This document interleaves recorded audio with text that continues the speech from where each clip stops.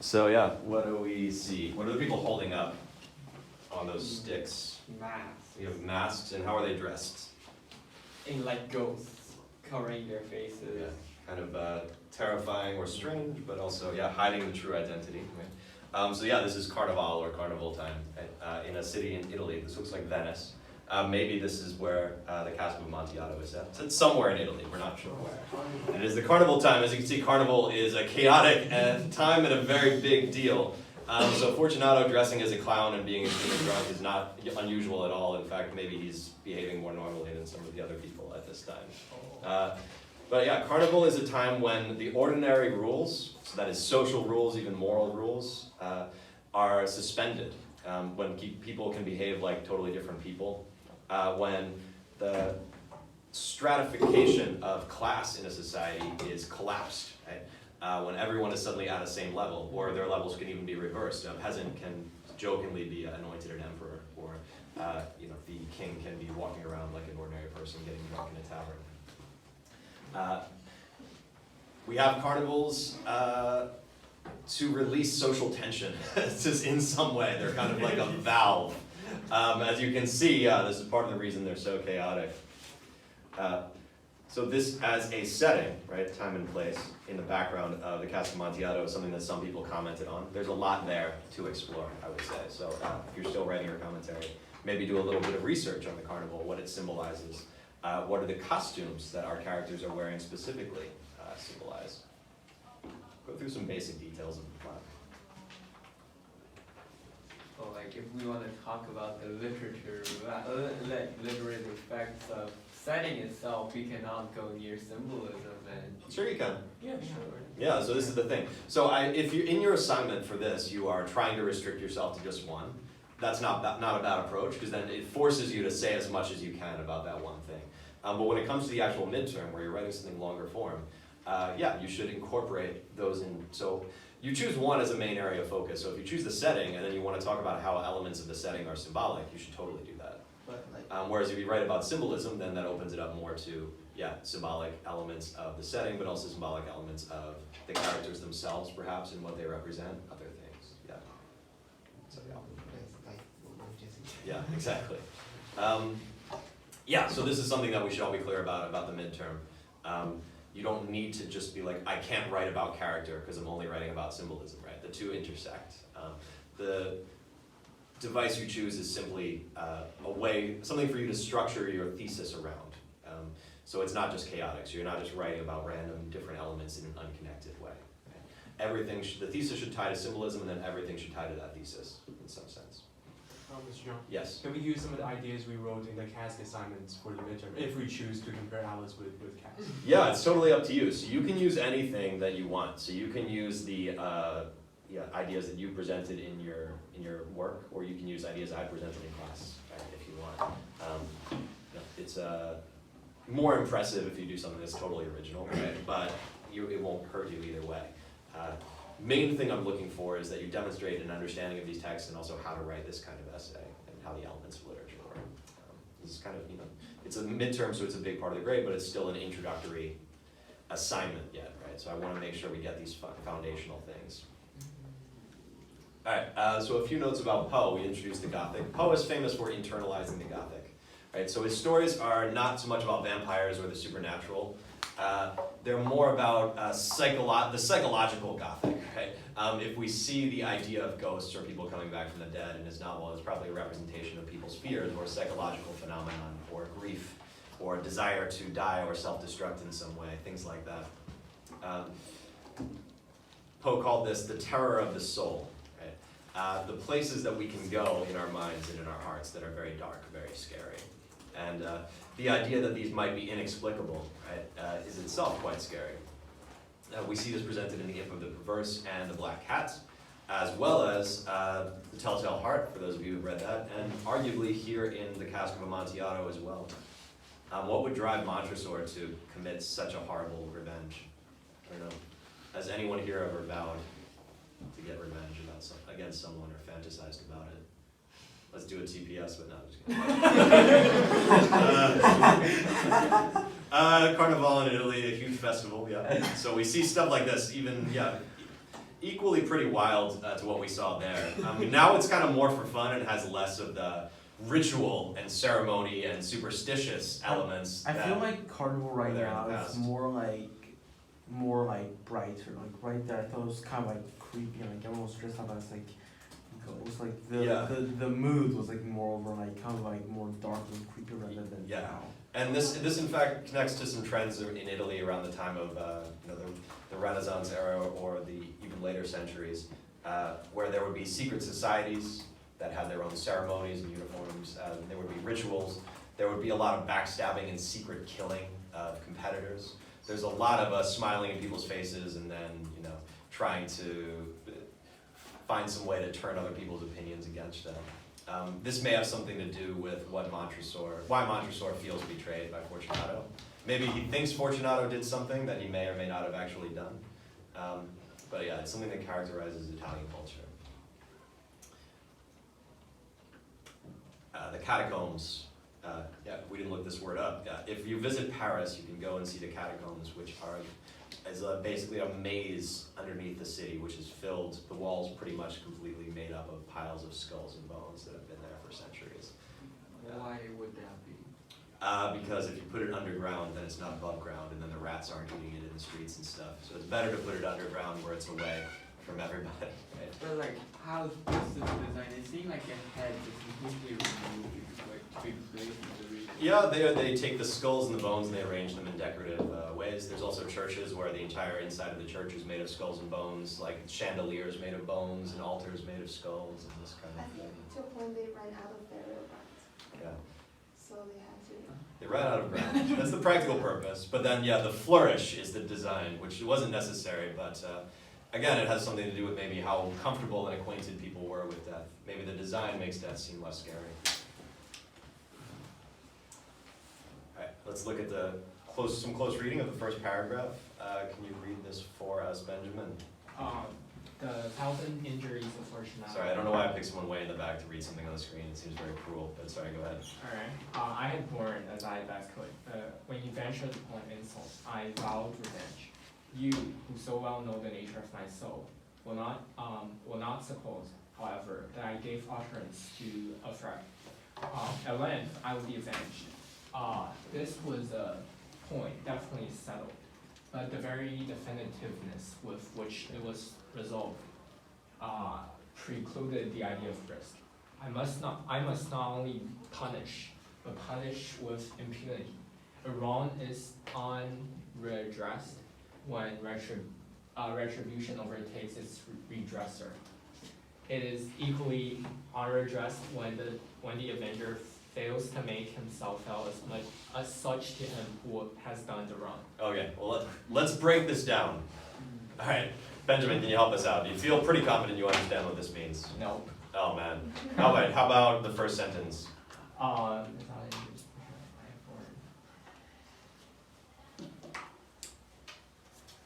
So it's like the narrator is fighting for his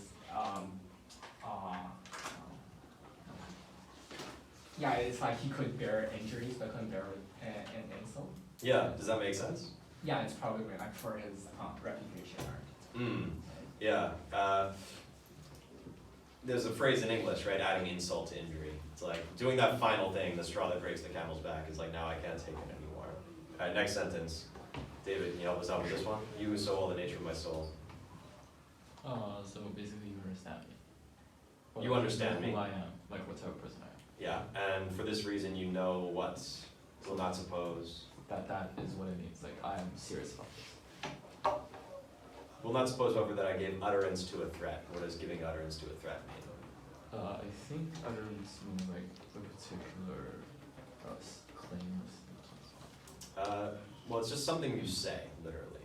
So to give utterance to something means to say it out loud. You will not suppose that I give utterance to a threat. Lawrence, what does it mean?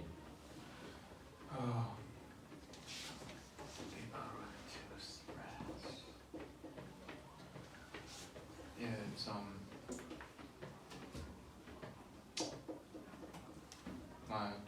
like the narrator first proposed the idea of revenge. Yep, so the idea is the opposite, right? That he is not proposing the idea of revenge out loud. He is not threatening anybody. As we see in the story, Fortunato has no reason to suspect that he's going to do anything bad to him. Oliver, help us out with the next sentence. At length I would be avenged. Okay, at length I will be avenged. This was a point definitely settled, but a very definitiveness with which it was a precluded idea of risk. What does that mean? So the first half of it is saying that I would be avenged. I'm going to carry this out. I'm not just simply saying it. And the very definitiveness which was resolved precluded the idea of risk. So is he saying that he's not risking anything? Because the sentence after that, but punished with impunity, which means to like escape punishment. So, Yeah. So what we see is like honor killings, right? They're often done in public. We might see duels. We might see someone stabbed in the street or renounced publicly in this culture. What he is saying is that I'm not going to take a single risk. Yes. Because I'm definitive in the kind of vengeance that I'm going to act out, and that I must act it out. It's not just for show. I must not only punish, but punish with impunity. Janai, what does it mean? Impunity. Is the act of not really punishing. To punish with impunity. I do something with impunity. Means no bad consequences, or you don't get punishment. Yeah. On yourself. I'm gonna get revenge, and I'm gonna totally get away with it. Yes, get away with it. Yeah. So he's coldly, in some ways, calculating what he's going to do. Now here's the final sentence. That's a doozy.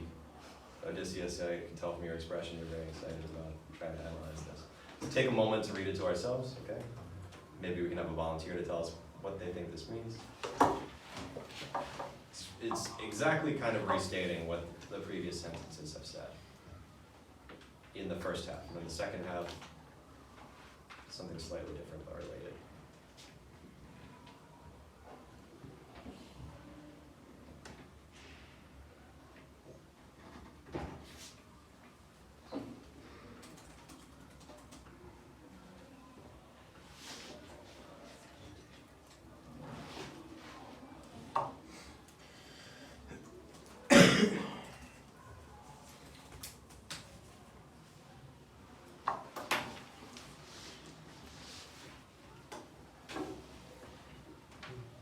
A wrong is unredressed when retribution overtakes its redresser.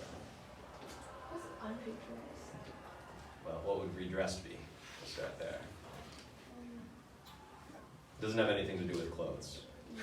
I think it's basically repeating the idea to punish with impunity. Exactly. Yes, a wrong is unredressed when retribution overtakes the redresser. So when retribution overtakes the redresser, he gets punishment. He does not get away with it. Yeah. But if he does not get away with it, then the wrong is unredressed. Yeah. So if he's punished, it's almost like the vengeance never even took place. He hasn't really gotten revenge. The revenge is not just about making the other person suffer. It's about making them suffer and not suffering yourself. You have to be enjoying your life while they're suffering in order for it to be true revenge. Finally, it is equally unredressed when the avenger fails to make himself felt as such to him who has done the wrong. Grammar. English grammar. Can we understand it? Final sentence. Anyone think they know what it means? Amy, any ideas? Ken? Probably means that like the avenger should not suffer from his avenge, or he should feel the kind of delight when he's having this. So it's not that he shouldn't suffer, because that's the previous sentence. It's okay. Feeling delights is part of it, but it's not exactly what it's saying. Sorry. It's the person who has done the wrong, in this case Fortunato, Yes. needs to feel the Yeah, avenger, yeah. needs to know it's him that killed him, Yeah. that wants him to suffer. Yeah. It's, Make it needs to feel make him, Yeah. it's basically that. He's saying, if Fortunato doesn't know that I'm the one who's making him suffer, I haven't gotten revenge. The revenge doesn't count. If I just have someone else kill him, and he never knows that it was me, it's all, the insult is still stinging me. I haven't truly avenged it. I have to look him in the eyes, and he has to know, right? So all of this is important to understand, because it tells us, well, it sets up his mentality, right? It's foreshadowing what ultimately happens. And it tells us a lot about Montresor, and how offended he is that this is how he's feeling, and possibly how crazy he is. So he's talking to us, it's also interesting to note, right? You who so well the nature of my soul. One of the interesting narrative things this does is we're a confidant of Montresor. He's bringing us onto his side. Shakespeare does this with soliloquies. Yes, just recently read Othello, and Yeah. before Othello comes up, we see Iago and Rodrigo talking about this, all these racial slurs about Othello. Yeah. Yeah, and Shakespeare wrote about this same kind of thing. He set many plays in Italy, and including Othello, and this idea of honor and people wanting to seek revenge or sneakily having plots against each other, which is something happening in England all the time. Shakespeare was hugely popular in 19th century America, which is when Edgar Allan Poe was writing. It is impossible that Poe was not influenced by this in this story. Yeah. But he's much more Gothic than Shakespeare. Poe is also from the South. The South, American South has what is known as honor culture. So people will fight duels, right? If anybody's a fan of Hamilton, or Alexander Hamilton, the historical figure, they will know this is what you do. One way to redress your honor is to publicly have a duel. And you don't necessarily have to kill each other. Sometimes you fire into the air, which is not what happened in that instance. So sad. But so sad, yeah, tragic. Montresor's not having any of that public spectacle stuff. He wants true revenge. But Poe himself came from the South and would have been familiar with this kind of honor culture, perhaps influenced by it in his own mentality. Poe was, this is not the only tale of vengeance that he wrote, and they were all inspired by real-life events. If you guys think literature is all about spreading beautiful thoughts and connecting with the reader and avoids the petty competition of everyday life, you're totally wrong, because literary people are very petty and spiteful and have rivalries. And they write parodies and subverted versions of each other's work, which is what this other person did, which did not make Poe very happy. So he fantasized about pulling him up alive in a wall, basically, in this story.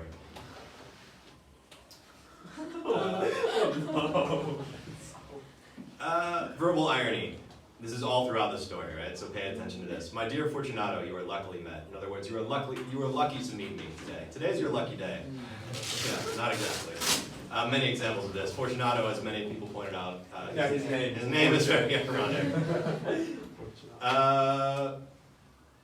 His coat of arms. Yeah. Open to interpretation, obvious example of symbolism. Right? You can do a lot here. I'm not going to go into it. It's up to you. But look up the definition of what it says. Visualize it. This is a visual. Right? It leaves some open questions. It hints at some things. What has happened to Montresor's family? Where is the rest of his family? What is his family known for?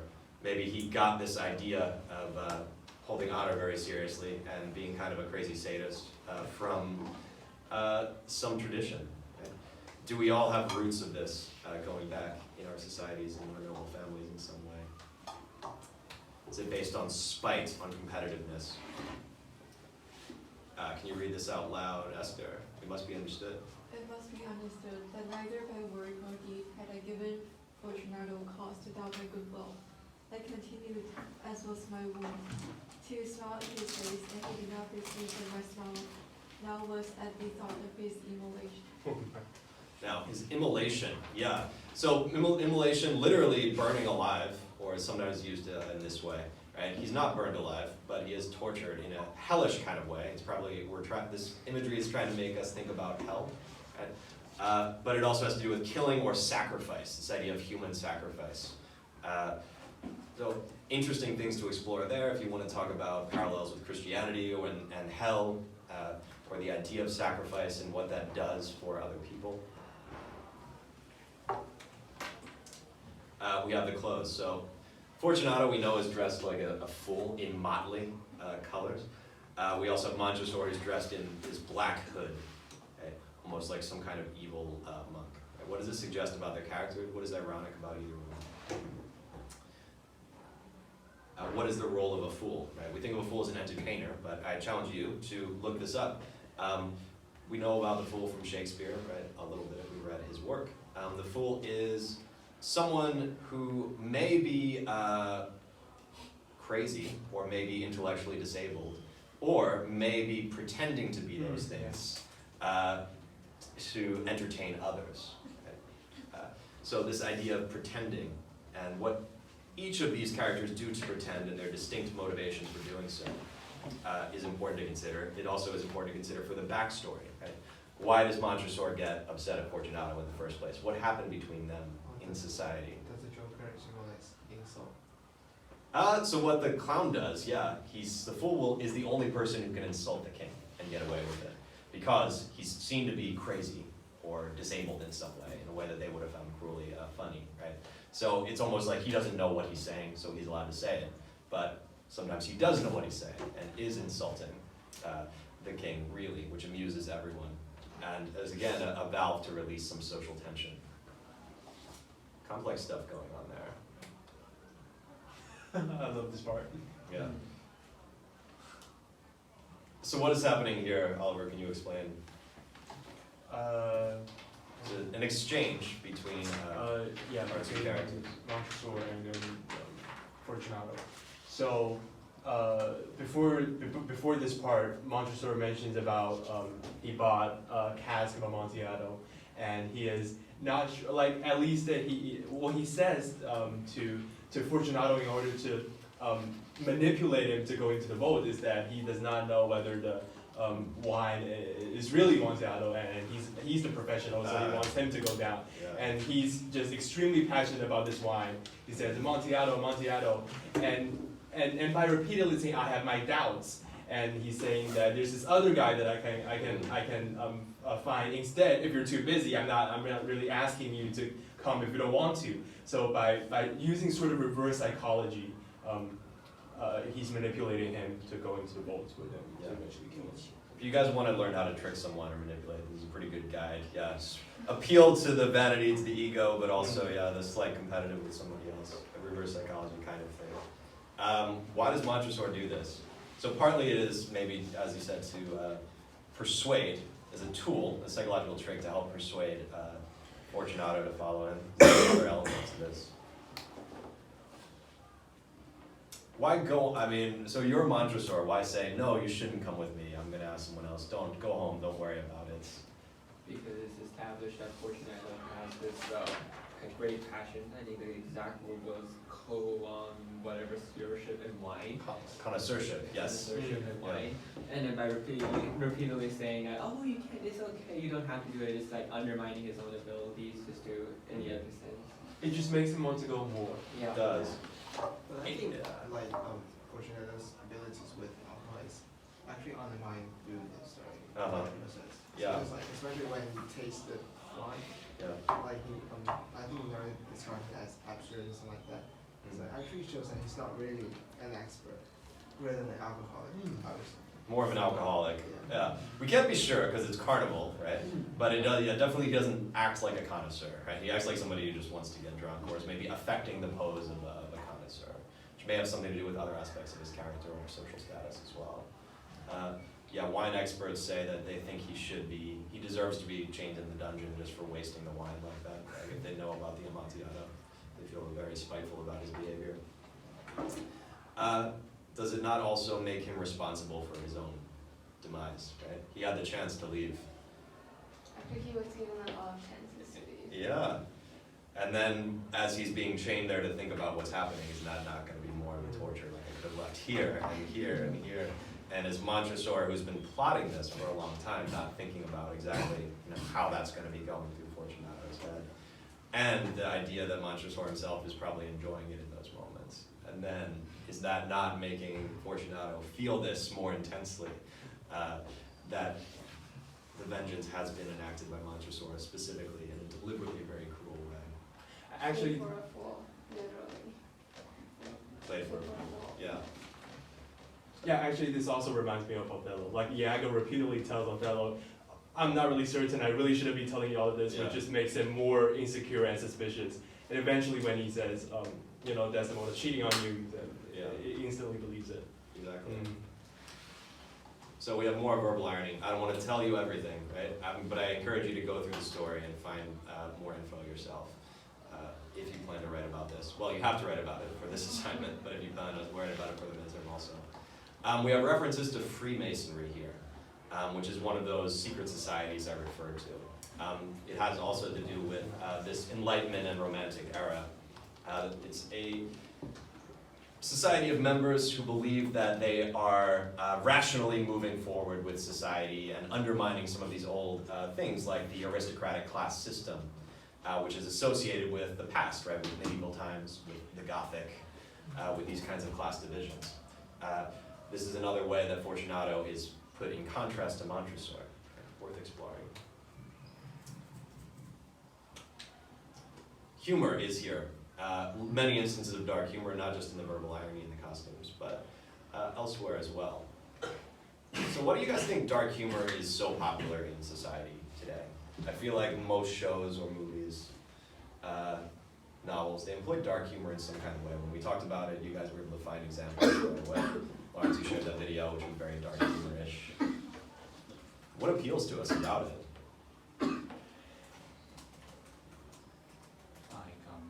Most of us doesn't really prefer to like seriously criticize some of the social issues, but like dark humor provides an alternative way to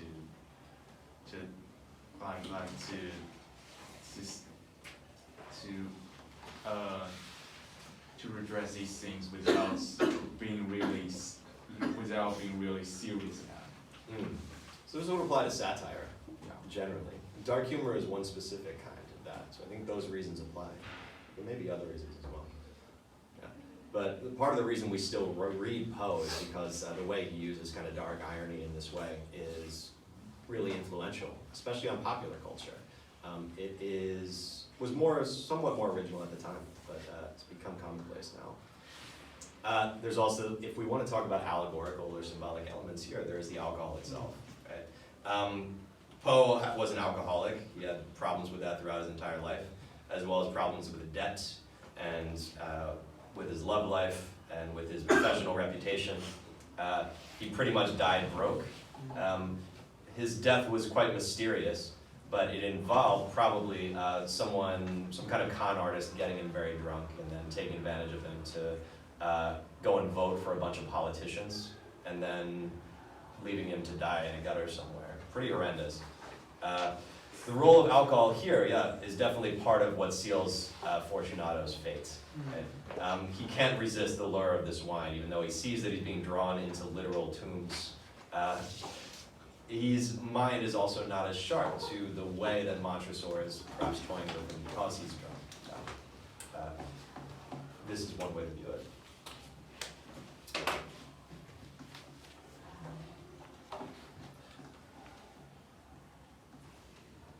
Additional symbolic elements in the costumes, right?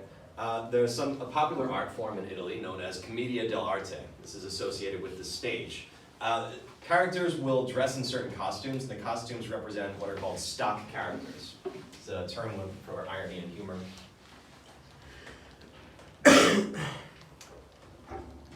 So this is a type.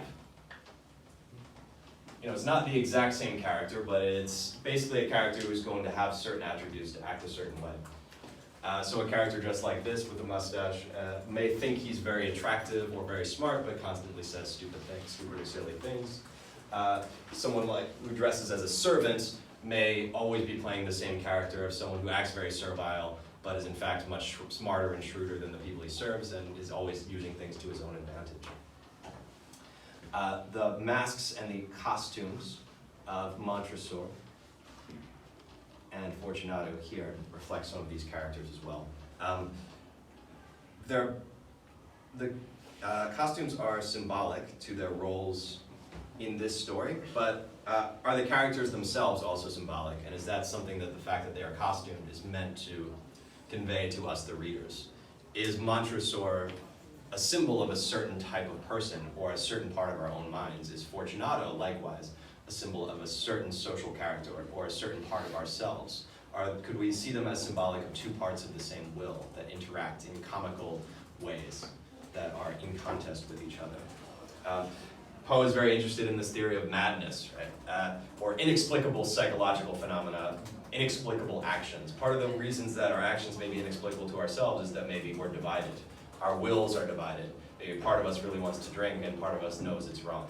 Or part of us fantasizes about revenge, but the other part wants to be nice to people's faces and fit in well with society. Right? One part may be more powerful than the other, but it is sometimes the imbalance, the conflict between them that kind of produces madness, or that produces these extreme states of psychological tension and contradiction that Poe portrays again and again in his characters, like the protagonist of The Black Cat, which also has an alcohol element. Punch and Judy shows. Again, stock characters. The instance of puns and slapstick comedy, kind of representing a dark edge beneath everyday things. I want to say more about this stuff, but we don't have time today. But we'll go back to that later and talk more about humor.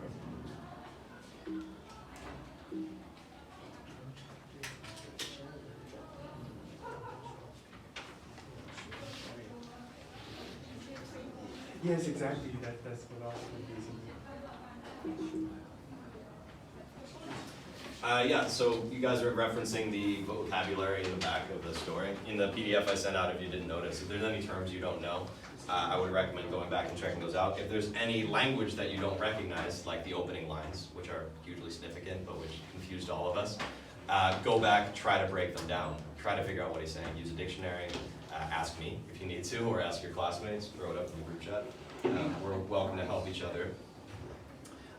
The devil is in the details, right? The differentiation between a good analysis and like a really strong analysis can sometimes be how well do you demonstrate full and total understanding of the story and how all of these different details interact together to support a certain idea. Yeah, I'll send out the information about the thesis formation that I worked with in the first half of today's class. That's it for today. All right. Perfect time.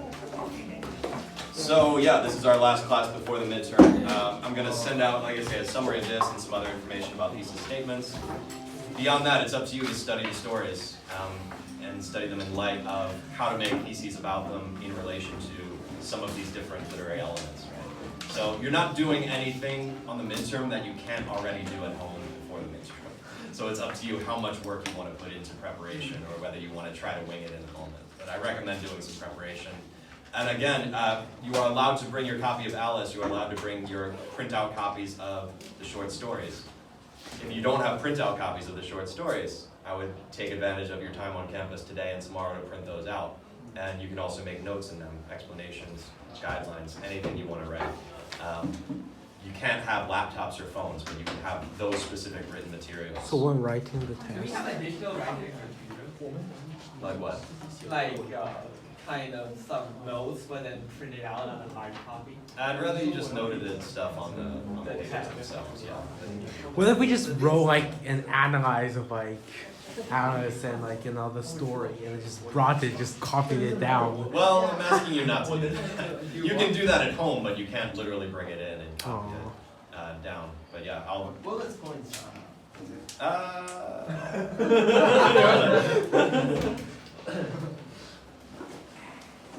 I want it, whatever is on your papers, I want it to look like annotations. I want it to look like the full mapping of an essay. You can have the different ingredients, but I don't want them totally laid out. You can do that in the brainstorm when you're putting stuff together. What about bringing the vocabulary list? The vocabulary list, I'm going to print out copies of those, and I'll bring those. But yeah, you should also, the words for analysis list in PDF, right? I've sent that out a couple of times. Can we bring it in? You can bring that in also. Can we make some annotation on You can make annotations on that, and I recommend you do make annotations on that.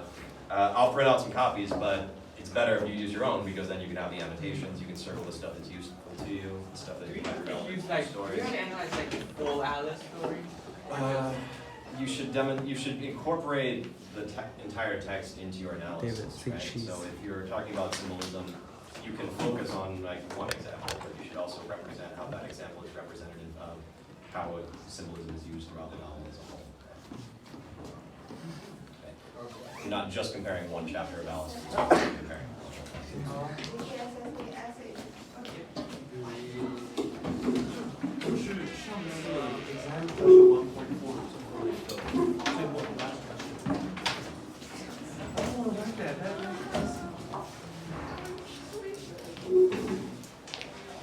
Should I close this for you?